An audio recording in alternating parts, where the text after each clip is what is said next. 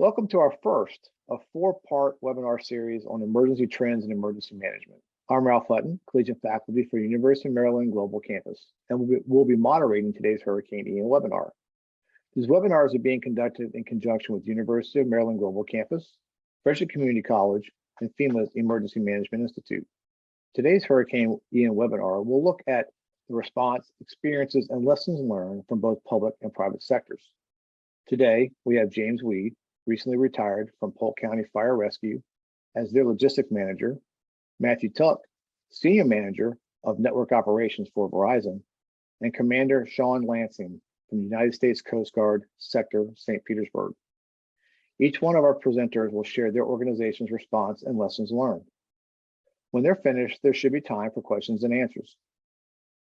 During the presentation, you also get a chance to see the public and private sectors interlacing during times of disaster. Keep in mind, Hurricane Ian is only about 6 months ago, so many of the areas are still recovering. Now, I'd like to turn the floor over to Mr. Weed. Mr. Weed recently retired from Polk County Fire Rescue as a logistics officer. Mr. Weed is also an adjunct instructor for UMGC. Mr. Weed, the floor is yours. Thank you. I'm happy to be here. So basically, Polk County is a fairly large county situated halfway between the city of Orlando and the city of Tampa. It's about 2,000 square miles total geographical area. About 1,700 miles of the county are land. About 213 square miles are water. It's a growing metropolis right now. It's one of the fastest growing counties in the entire state of Florida. We have a $14.5 million budget, and we have 49 fire stations that we're responsible for. So typically what we do during a impending hurricane is we do something like forward loading of particular stations, recent stations that have been built to exceed the building codes currently in Florida. So we know that they're safe. They are structurally sound.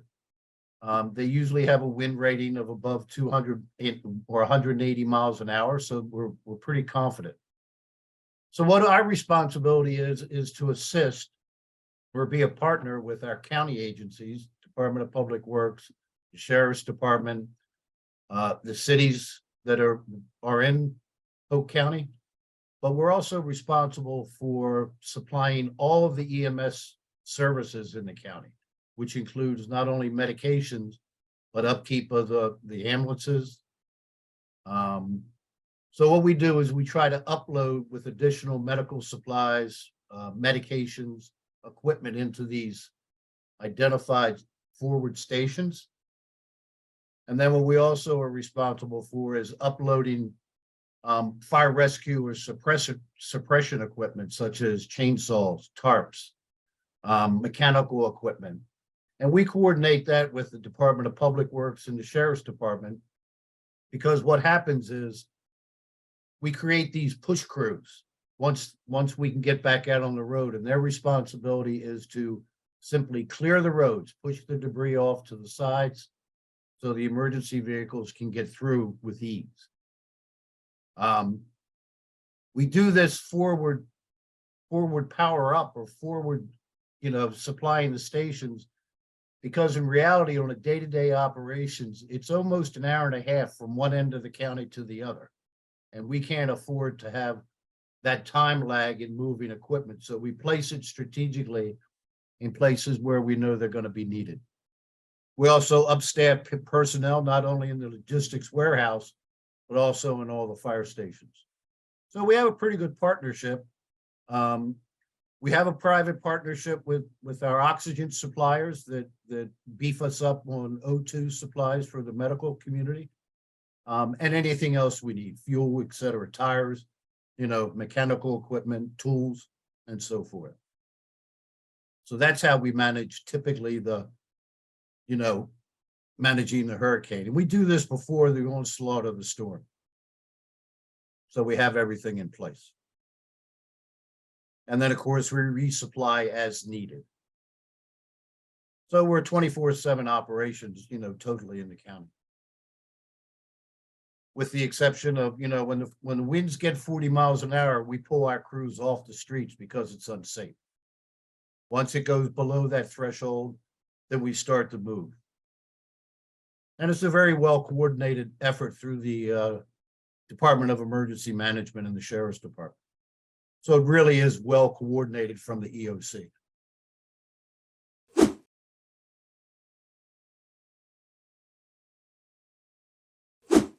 Well, typically what happens is we're always on the briefing calls that start well before the storm. Typically when the storm starts to come into the particular area, we're on conference calls every single day with the state. And again, we're working through the Office of Emergency Management because we have a seat, in the EOC along with all the other state departments. We will, however, upon request of the state, move resources to other parts of the state that may need us, which is typically what's done both on fire rescue and also the Sheriff's Department. So we have a very well coordinated mutual aid response package where we'll move fire apparatus, personnel, Sheriff's Office staff, Department of Public Works to other areas of the state that may need us.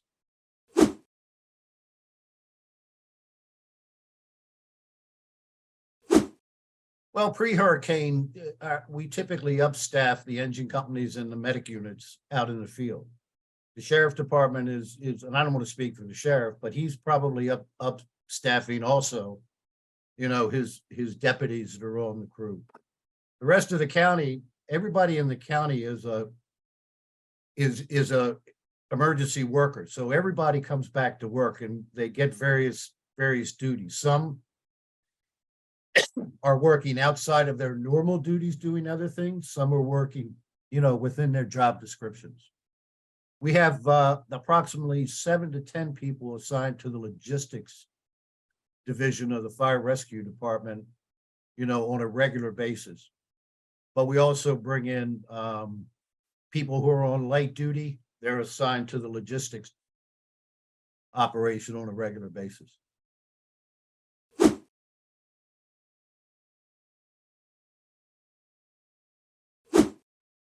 So I have about a little over 60 to 100,000 different medical devices that we're using in the field because out of those, we have to have 75 paramedic units on the street at any one given time.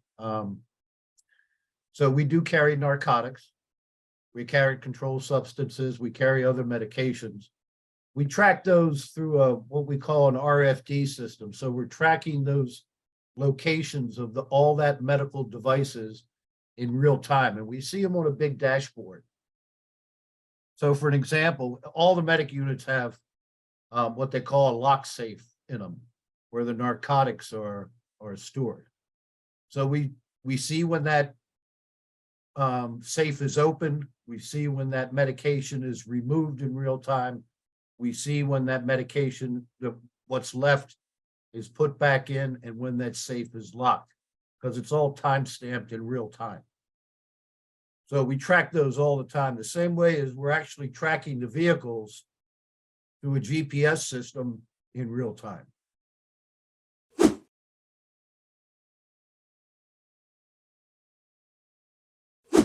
They operate a lot of trucks, a lot of chainsaws, a lot of wenches that we pull, trees out of the way. We come back and clean all that up from the side of the road later on after the major part of the event's over. But we just open it up. A lot of manpower. We have the power companies that are going along with us. So as soon as we open the road, the power company can get right in, to start their restoration. So it's really a well-coordinated, multi-agency response. So the push crews are usually fire rescue, Department of Public Works, the Sheriff's Department. We may have fish and wildlife, there. So yeah, it's really a unified sort of group of people working together. And then of course the EOC, we have a unified command set up there because there's lots of different moving parts.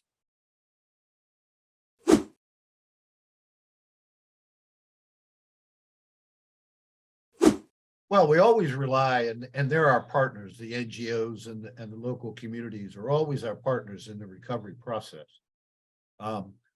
We do take part. I mean, it's not like the storm's over, fire rescue goes back to doing their stuff. It's always a coordinated effort. So even after the storm, we still assist in the recovery process, whatever they need from us. We have a large relationship, a large following of religious organizations that really pull together, supplying shelters, supplying supplies, feeding areas. They're really a big part of the entire county operations. And we continue to support those in all endeavors. They're remarkable in what they do. And when they come, they don't leave. They stay until the job's over.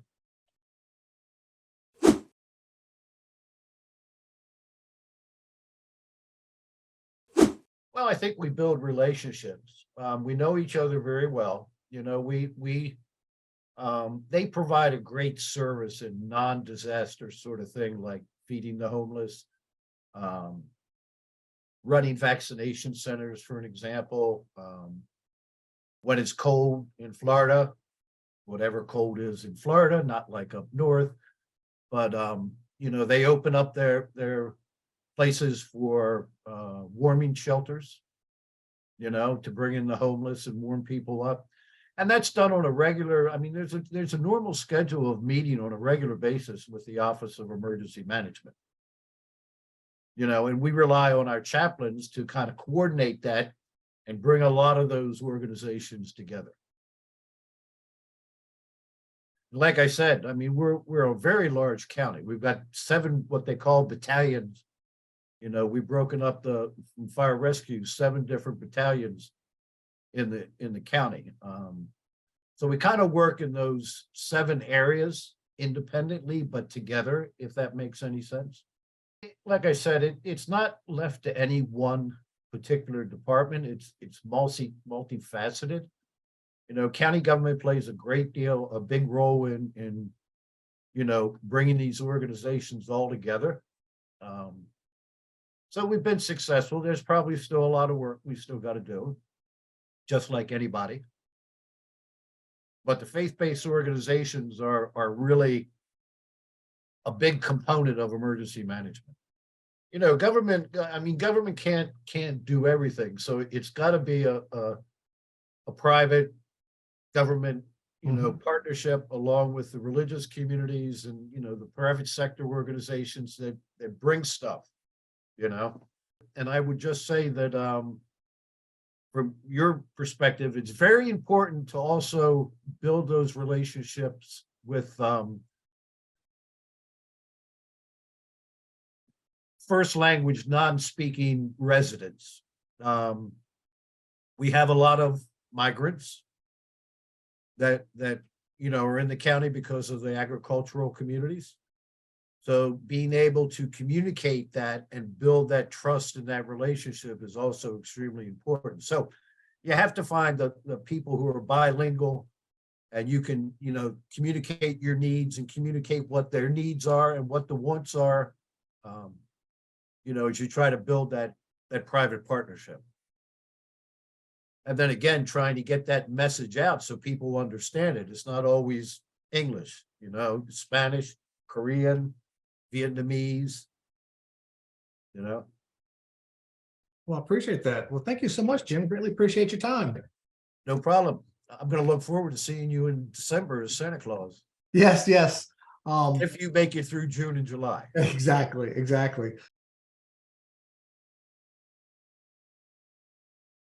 So now we'll get to hear from Matthew Tuck from Verizon. He is a senior network manager of operations. As part of the private sector, Verizon is an integral part to the communication infrastructure.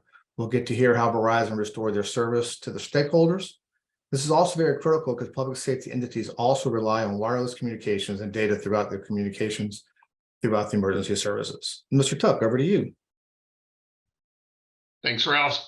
Good morning, good afternoon, everybody. I'm going to share my screen and go ahead and pop up a presentation for everybody to be able to see. If I can get a quick verification that you're able to see that. Awesome. Thank you very much. So I sit just west of Richmond, Virginia. I do support both nationally and internationally, and the primary focus of my team is satellite solutions for wireless, drones for the enterprise and for disaster response, and then business continuity. So how does Verizon recover following a major event like Hurricane Ian? So when we look at that, there's a couple of key things that go into business continuity or resiliency that are really important to Verizon. The first thing is power. Power is one of those things that if you don't have it, you don't have communication. So we always have battery backup, permanent generator wherever we can. And then in large events like this, we actually roll in portable generators. And then the large piece of my role is tied to mobile assets. How do we leverage them? What are in them?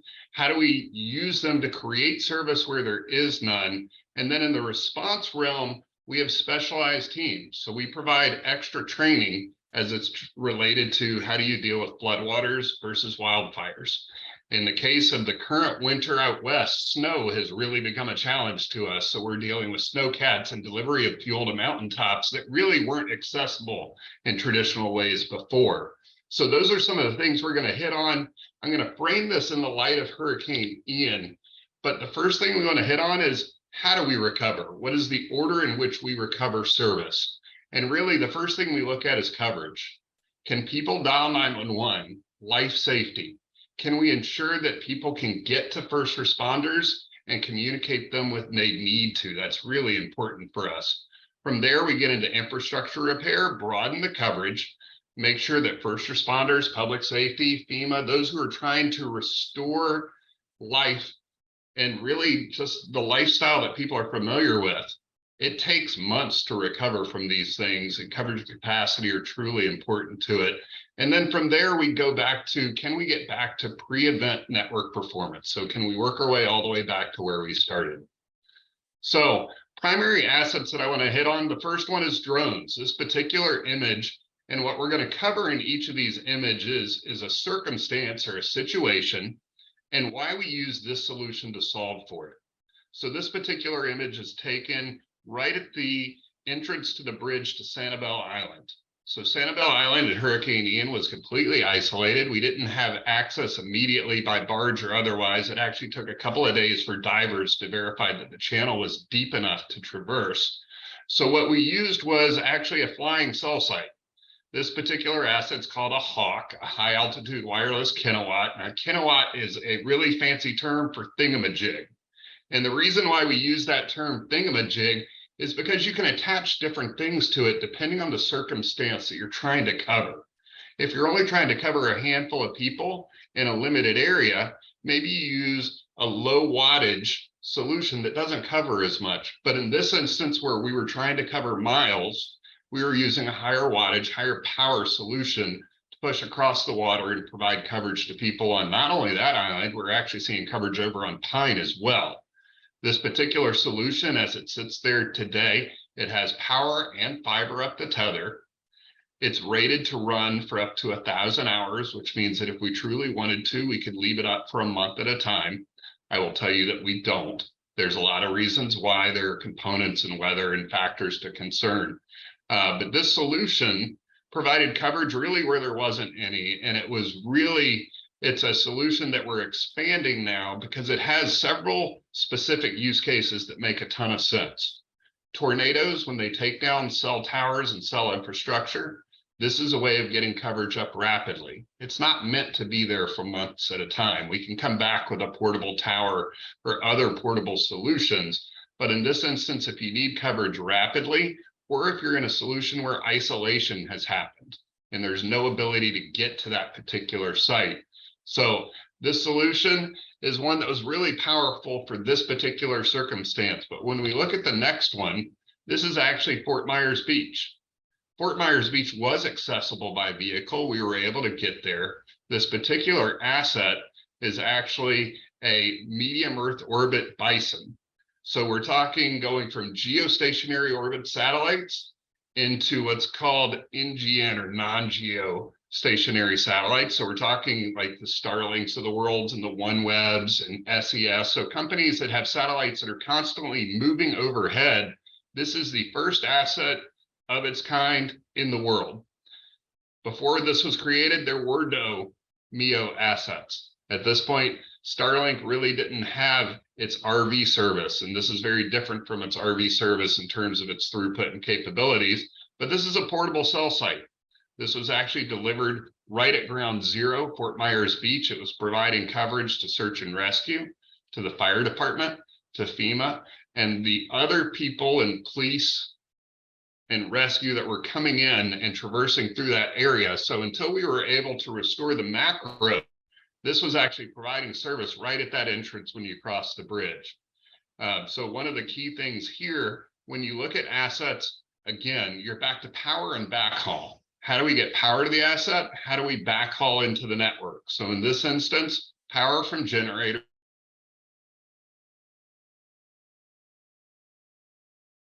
Network or your ad hoc temporary cell network from a response perspective.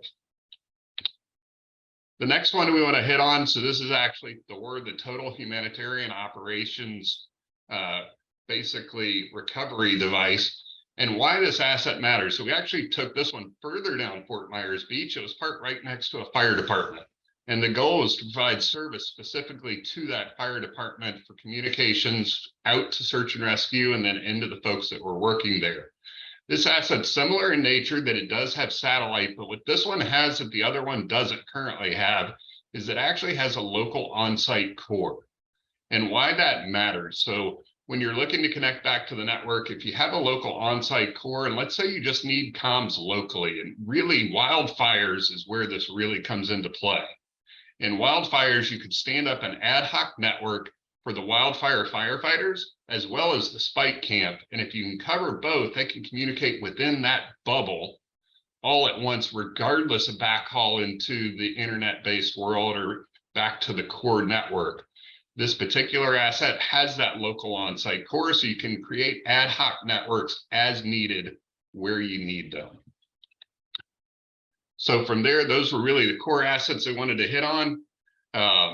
Ralph, thank you very much for the time and the opportunity. I am happy to field any questions that you all have as to how we leverage assets or how we respond to incidents and events. So thank you, sir.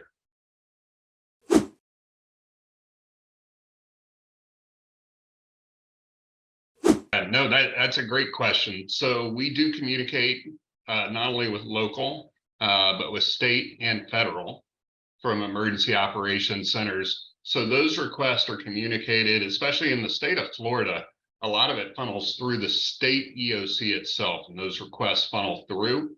And then we work in direct partnership, not only with the state, the local counties. We often communicate directly with the fire departments and the police chiefs, and then our partners like FEMA and Red Cross. So there really is a broad scope of communication that happens as to how do we deal with things like search and rescue? How do we deal with shelters? It is always a common question. And then large staging environments. So not only when you're dealing with the local municipality and the government agencies, but you're also dealing with the utilities. So how do you coordinate your efforts with power, with the fiber providers who are doing fiber restoration, which is critical to us getting the cell network back up? So absolutely, it is a broad brush of communication between players. And it's one of the great opportunities of how we continue to get better at these responses. So I started back into this in Hurricane Irma. I think it was back in 2017 was my first large hurricane event. We were running around with, I think it was 9 mobile assets at the time, right? So 9 satellite-based assets. We had dozens and dozens of others. But satellite was really just becoming a thing.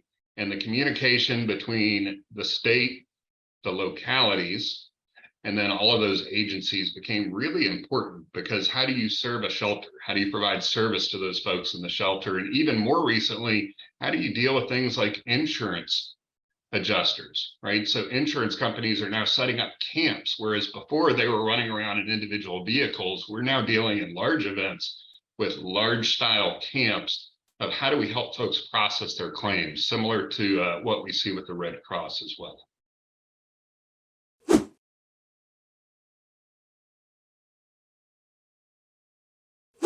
Recently released out of the FCC, they're actually looking at building out regulatory guidelines of how do satellite providers communicate directly with cell devices. That was one of the key questions that came up recently in an FCC hearing as well. I think from an emergency communications perspective, think text, voice, I think that's going to be a really interesting series of developments that happens. Right. So as satellites can communicate directly with devices, we saw a story recently about a hiker who got lost, strapped his phone to a drone, flew it into the air until he was able to get service and kind of ping his way back. Well, the same thing happened, I believe, with an Apple device that was able to SOS through satellite. So I think that's going to be one layer of what you see. The other layer that you're going to see that's going to be really intriguing is how do we set up architecture for resilient backhaul. So a lot of times when you talk to fiber providers, we're going to deal with fiber in dual entrance, dual provider, or sometimes multi-entrance, multi-provider, and that's your redundancy. Well, as satellite gets higher capacity, higher throughput, and lower latency, that becomes possibly a tertiary resilient solution for a lot of enterprises and agencies. And even for us, it's something that you investigate in the cellular network, whereas in the past, you might have said, hey, my backup route's microwave. Well, microwave and hurricanes don't play nice with each other typically, right? They just don't. They get blown askew, and then you got to go recover the microwave network. Not saying it's a bad option, because it's still a great option, because when it holds up and the fiber network's down, it's awesome. But satellite may be an extra layer to play in there. So those are probably sort of the key things. Just looking forward, how is satellite going to impact at least how we do incident response? I think it's going to provide more connectivity than ever before. We're going to have to watch out for capacity issues. You're going to watch congestion. Hurricane Michael was actually a prime example where there was lots of satellite and not lots of satellite bandwidth. We actually dealt with an issue where the satellite was so congested, it was unusable in certain instances. So that's part of why Verizon actually moved towards using dedicated links for satellite backhaul. That particular instance was one of a couple where we realized that satellite providers really run into the same issues that some of the other providers do. Sometimes your networks get congested. So when you carve out spectrum specifically, then you can manage the traffic accordingly, right? That's just in the best interest of those providing it. But no, great question.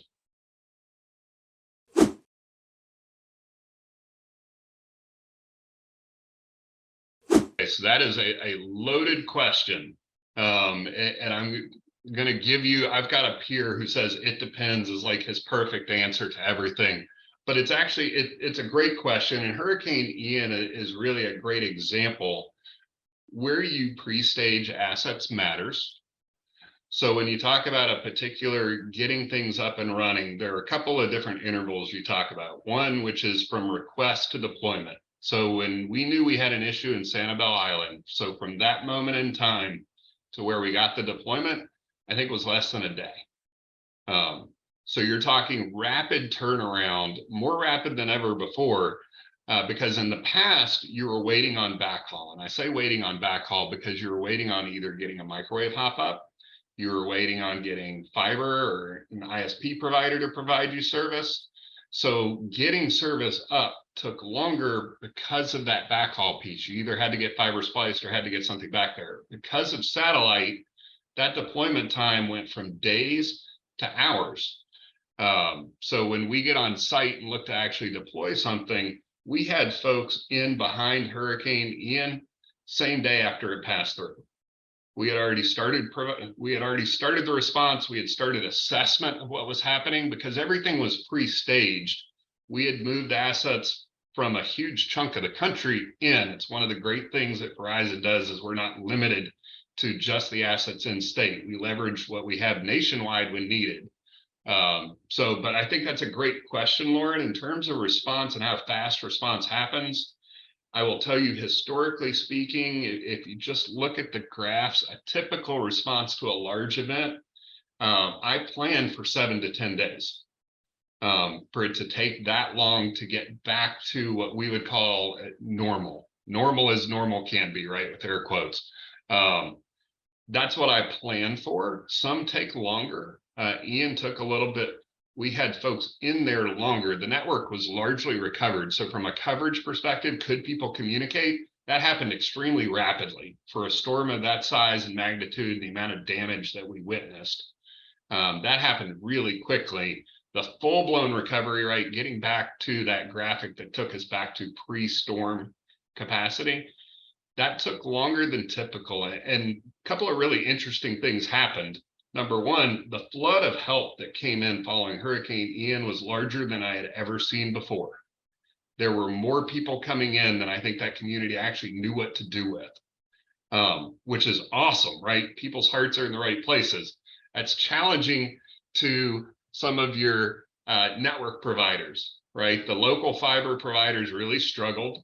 They had a lot of damage to their infrastructure. So those third-party providers were struggling, which means the wireless networks picked up a lot of that capacity through MiFis and hotspots and otherwise. So that's part of why that one took a little bit longer from a capacity perspective. It's a good problem for us, right? We want people using the network. It's also a dual-edged sword. It's also a bad problem for us. When usage jumps to 170 to 200% of normal, everybody goes, what's happening? Can we handle this? And the good thing is engineers engineer capacity into networks. So there's always a little bit of room in there. There should always be room in there. But no, I think that's a great question in terms of pace to restore is faster than I've ever seen before. The challenge that comes with that means you actually need more communication.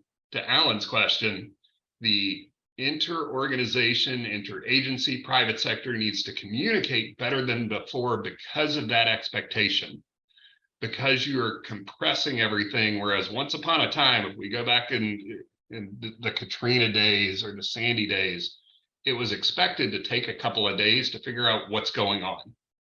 How much damage is there? Where is the damage? What do I need to respond to the damage? Well, that expectation in the now environment doesn't exist. People expect it now. Well, in order to get it now, we have to communicate better than ever before. We have to coordinate and operate in conjunction with each other better than we ever have, because that's going to be critical.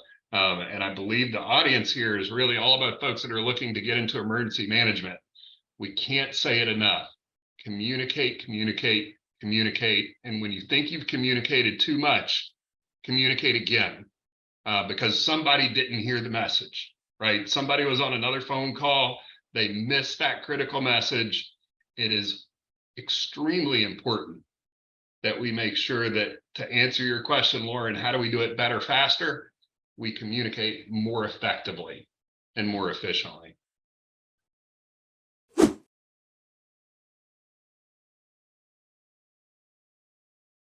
So growing up, I actually grew up, my dad worked for Chesapeake and Potomac Telephone Company way back when, eventually became Bell Atlantic and then became Verizon. So I actually grew up in it with no intent of going into telecommunications. Went into the College of William & Mary and got my math degree because I was good at math. That was the whole premise behind it. The job market was extremely weak when I graduated from college. So I actually taught high school for a couple of years and loved it. If they ever pay teachers what they're worth, I will happily go back to it. But then I found my way into Verizon, and I did a mixed bag of jobs. So I did outside plant engineering and design, which actually helps me understand better than I would have otherwise what are the issues in recovery. So when you design fiber optic networks, you kind of come back to okay, I understand the damage and what it's going to take to recover that fiber optic network. Then when I went over to wireless, I did a mixed bag of construction and large program management, and ultimately found my way into disaster response. And they realized that as far as skills, what makes a good person who deals with incident and disasters. I don't have a lot of high highs and low lows, which means that regardless of how pressure packed the situation is, I'm typically going to come across the same. I have a fairly even keel as far as it relates to that, which I have been told, so take this with a grain of salt, that I am a calming influence in disasters. And that particular skill, I think, is really important for folks that want to get into this, is understand there is a lot of pressure. People are dealing with their lives, their homes, they're dealing with things that are extremely important to them. So being able to deal with that's a big part of it. But when you look at that background, that math degree, whenever somebody interviews and asks me, hey, what's that thing that helps? I solve problems. That's my job day in and day out, is solve problems and solve them creatively. If there's one thing mathematics taught me, is there are multiple ways to the solution. And because there are multiple ways to the solution, it's finding the right type of solution for the right circumstance. So how do we apply the components we have to create the solution we need in an effective way? Because it's not always cookie cutter. I think that's kind of the key thing. Not every emergency is the same. I have yet to see a hurricane response go exactly the same. I have yet to see wildfires go exactly the same. Now, a lot of wildfires can be cookie cutter. You deploy the same asset over and over again, but wildfires have a mind of their own. So you run into circumstances of, do I need to go get that asset and pull it out? Because you get that emergency phone call that says, hey, the wind switched, fire's going the other way. We've got to go react. And how does that reaction look like? And how does that threaten the network? So even keel, it's okay to lose your temper, but lose it with somebody who understands. And honestly, from there, solve problems and be willing to be creative and stakeholder to solve problems. Because if you think you're going to solve them all yourself, you're wrong. You're going to need to go to a peer group and go, hey, what if you offered me a Chinook helicopter? What could I carry across to an island by Chinook? Well, that was a question I had never fathomed before until Hurricane Ian, and somebody offered a Chinook helicopter to move things. And I said, well, if I could move things, I would move this and this and this. What does that look like? Oh, we got to take this to our engineers, and our engineers have got to see, can that be transported? So those are the types of, I would say, problem solving is critical. But those are sort of the flavors of what goes into the job. And I feel like that hits a lot of emergency management type of jobs, which is they're not cookie cutter. You need to be creative, and you got to be willing to talk to folks and go, hey, what if, right? What if I could load things on a military transport and get them to Puerto Rico for Hurricane Maria, right? Those became real questions. So I think that's part of the flavor that I would go with for skills, what we're looking for in folks.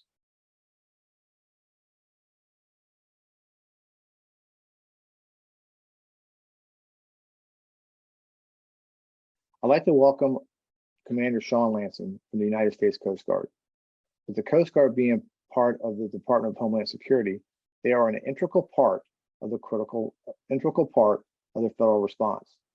The Coast Guard has many resources available to the area that were impacted by Hurricane Ian. Commander Lansing, the floor is yours. Yeah, thanks, Ralph, and thanks for having me. For a little background and context for those viewing, I am the Deputy Secretary Commander down in St. Petersburg, Florida. So all the Coast Guard operations along the west coast of Florida, the Gulf of Mexico, is our area of responsibility. So today I wanted to emphasize 3 areas of emergency response and management, that being planning, flexibility, and partnerships.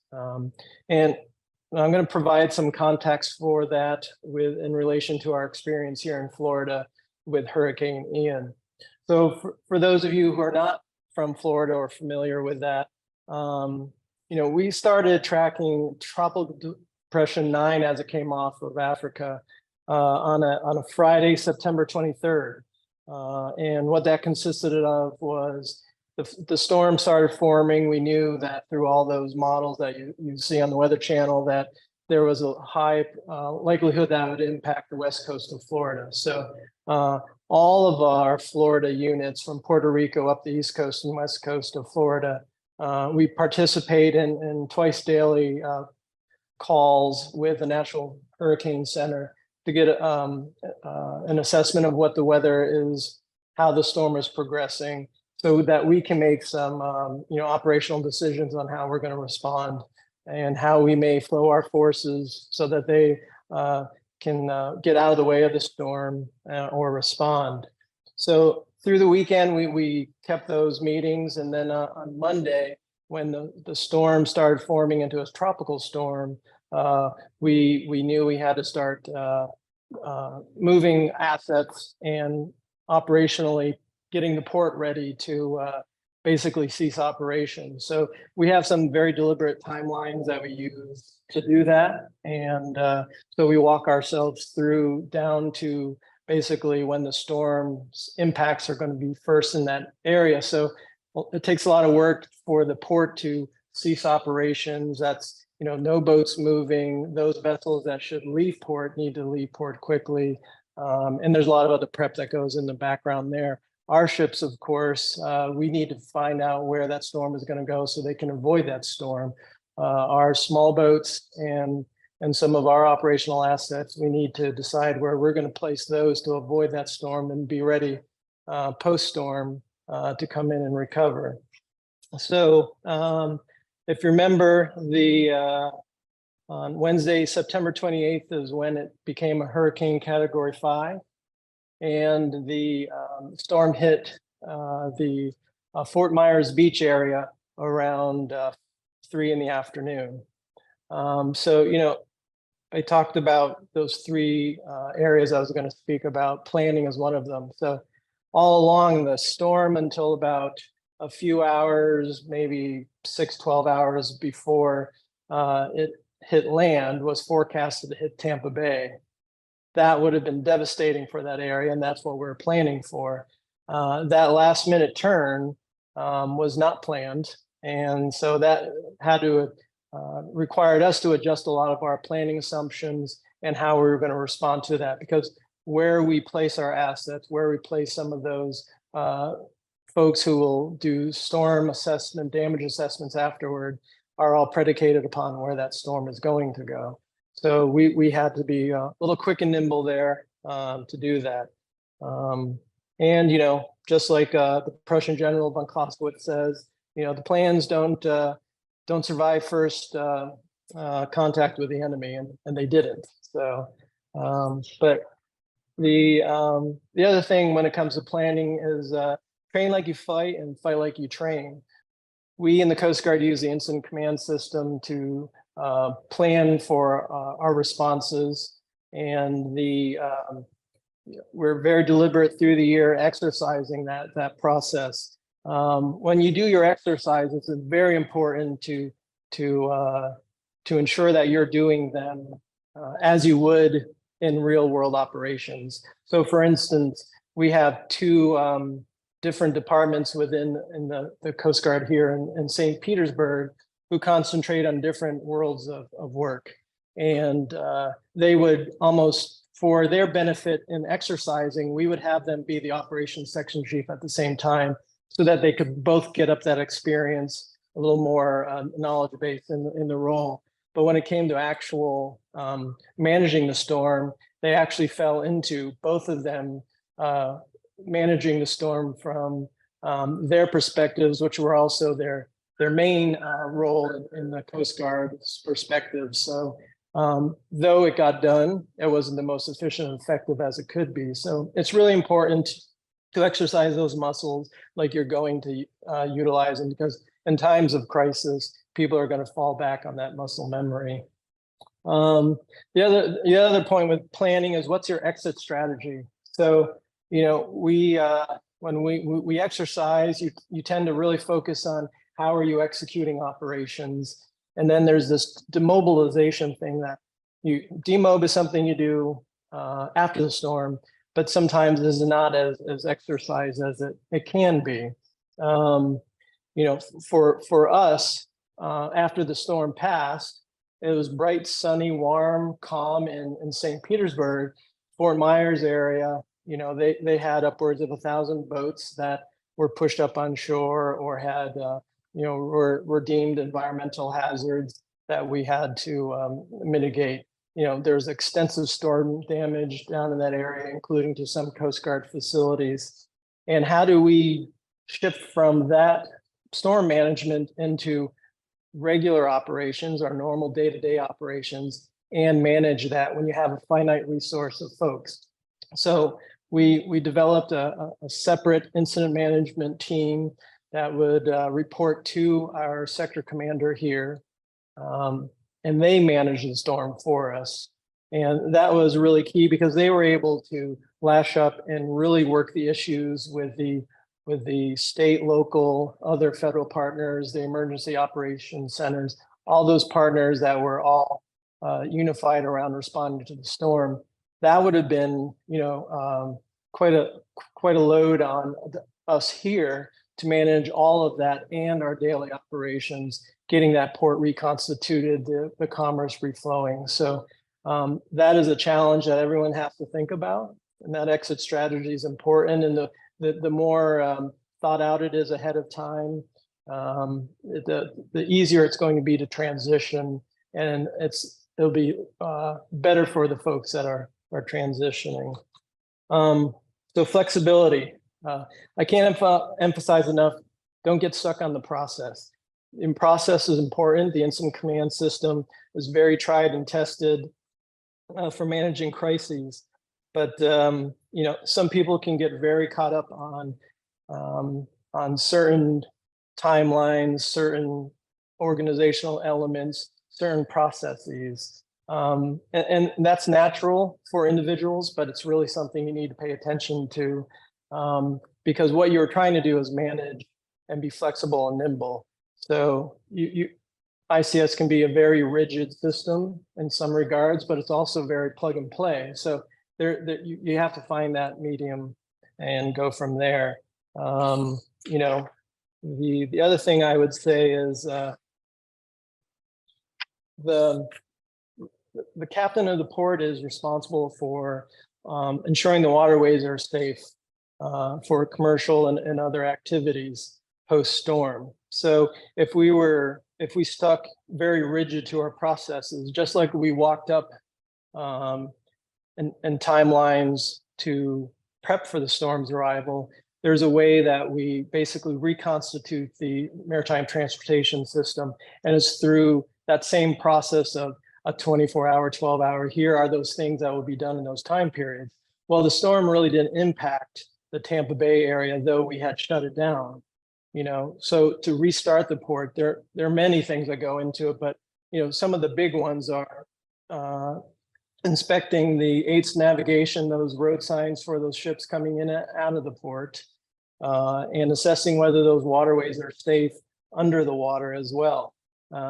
We could have taken 2, 3, 5 days to get that done if we went deliberately through the plans, inch by inch through the Port of Tampa, but realizing that the impact of the storm here was not as much, and with some cursory overflights and pilots and conversations with other stakeholders here, we were able to come to the consensus that the risk of opening up the port at that time to get fuel oil and other foreign commerce into the Port of Tampa was warranted risk, and it was probably low risk, to be honest with you. So we did that, and that flexibility, is something all emergency managers are going to have to keep in mind just in managing the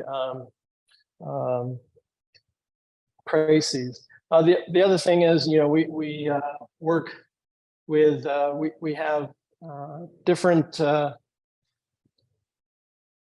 command and control elements that we're working with. So the larger Coast Guard one, but we're also working hand in hand with the state and federal partners. So a lot of times there are some competing demands there.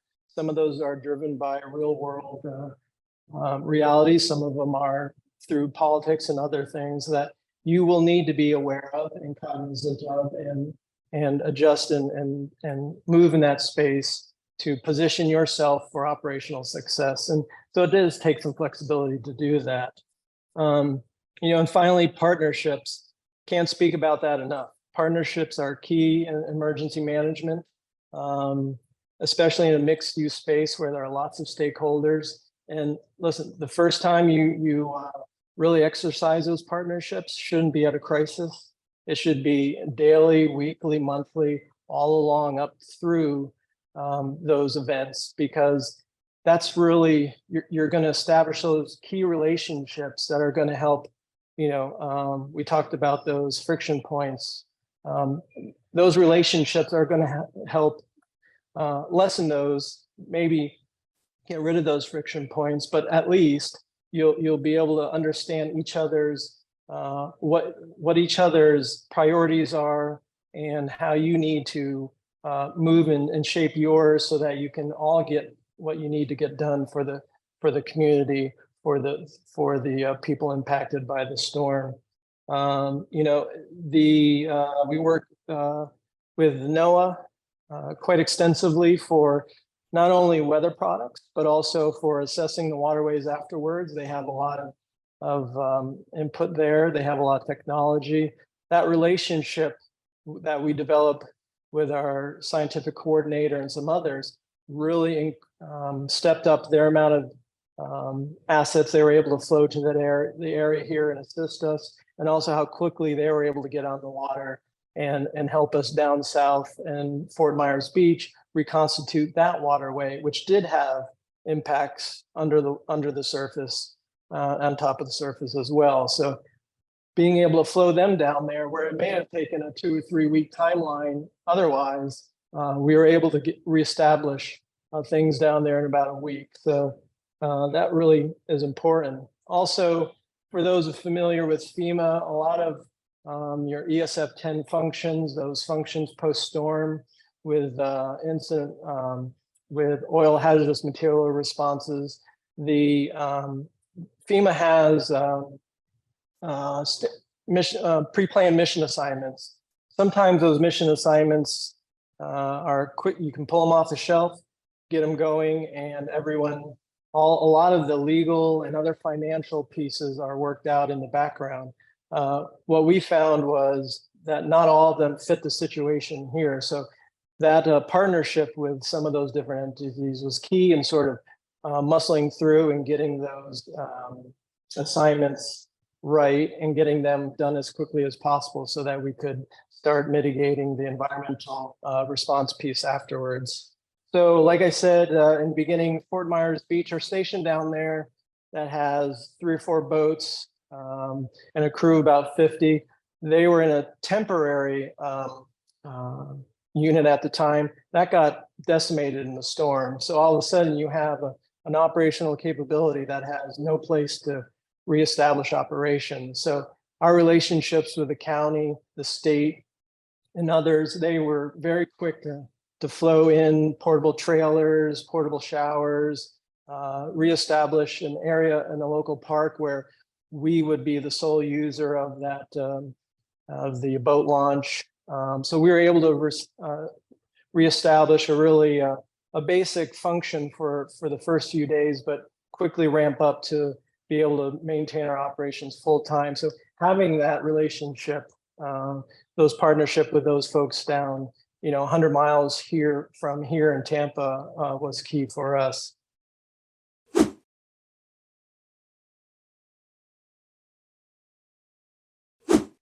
Yeah. So there's 2 pieces to that. I'll speak to the local R sector command and those pieces there, and then the broader Coast Guard. So in Coast Guard Command and Control, our district offices have a bunch of commands like ours underneath them, the sectors all around Florida. And so they're responsible for really flowing some of those forces that would support us and any other ESF type function. So while we were moving our assets around, they started pre-positioning some of the aircraft, some of our flood punds, some of those other capabilities that became key during the storm. So they're doing that as soon as we started through the weekend, they started ordering up some of that, understanding the scope and magnitude of the storm. So where the Coast Guard is really good at is that quick and nimble and flowing those forces quickly. I think that's Department of Defense usually takes a little bit longer when it comes to defensive support to civil authorities. They have bench strength. So usually it's the bench strength piece that we don't have, but we're able to quickly flow those forces from other areas. So they stage the aircraft, those flood punts, reserve members to come and augment our operations, augment the team up at the state emergency operations center. And so while they're all doing that, and we are moving our forces, it takes a good 2 days, I think, to be realistic, to harden your facilities, get your families moved out, have that evacuation order for them before the state so that they can move and they can find a hotel. So while the families are doing that, then our coastal boat stations, they're hardening their facilities. They're pulling the boats last minute because then obviously we can't respond to any other type of search and rescue case unless it's by aircraft. But even the aircraft, they flew to the east coast of Florida, and we're in West Palm Beach waiting for the storm to pass through to come back. Our boats, we head inland. There's some key spots over time that, they're not in a floodplain. They have quick access via roads. So a lot of planning goes into where the best places to put those assets, especially our cutters who will most likely depart port and then do storm avoidance until they can come back. We did have a couple that went up to areas in the ports where, depending on the winds and the tides and the water, storm surge, were safer to stop. So 2-3 days, we could have everybody out and reestablish our operations. But Coast Guard, all the while is flowing those forces in from outside, and we are not managing that. I think that's an important piece, that deliberate span of control. The district, they are facilitating that and then staging those for ours and others' uses.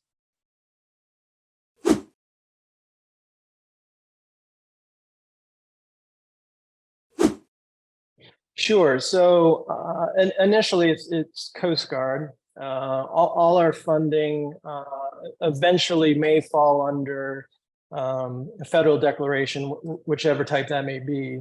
So that may eventually down the line pay for the operation itself. It's not really something at the operational level that we have to contend with. We basically are able to go out and operate. But in that same vein, there are folks that will embed with the state and others. A lot of that is covered through FEMA.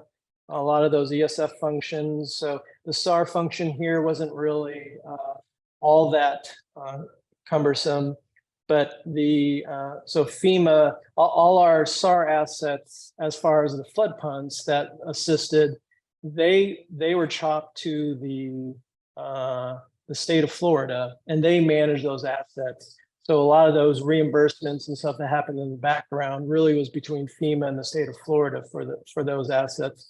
For ours, we maintain that operational control, tactical control, and the afterward, all those operations in support of like the ESF 10 function south of here was a FEMA assignment. So they have different authorities than we do when it comes to some of the oil spill hazardous spill response. So rather than we have the state has some authorities, the counties may have other authorities, all of that sort of gets worked out in the background as people are still responding as to who the ultimate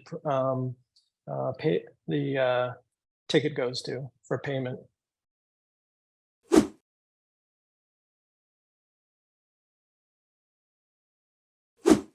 Right. Good question. And the answer is, I've been in the Coast Guard 32 years. I've known other Coast Guard commanders who have had to contend with it, but it's the first I have. there really is not a playbook you open up and walk through. We did provide some feedback on developing that and gave basically what we utilized here as a tool, but no, it's the reconstitution is there's nothing written for that because that's a good question.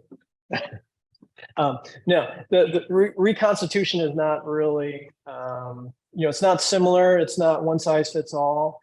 So, and we've had stations through the Gulf of Mexico that have been destroyed before. So it was not new, but it comes down to, will the funding be through the Coast Guard, or how soon will that funding come? So a lot of that is sort of just decided on the fly, to be honest with you.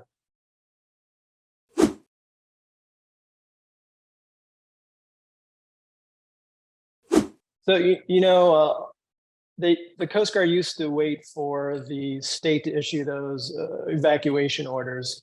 And what we found was that was really often too late, because we're trying to get our families out of harm's way on the road ahead of the storm, so that, and still have time for us to start prepping the unit and operations. So the more time that can be given to that, better. And the Coast Guard has learned that over time and is definitely doing that more so now.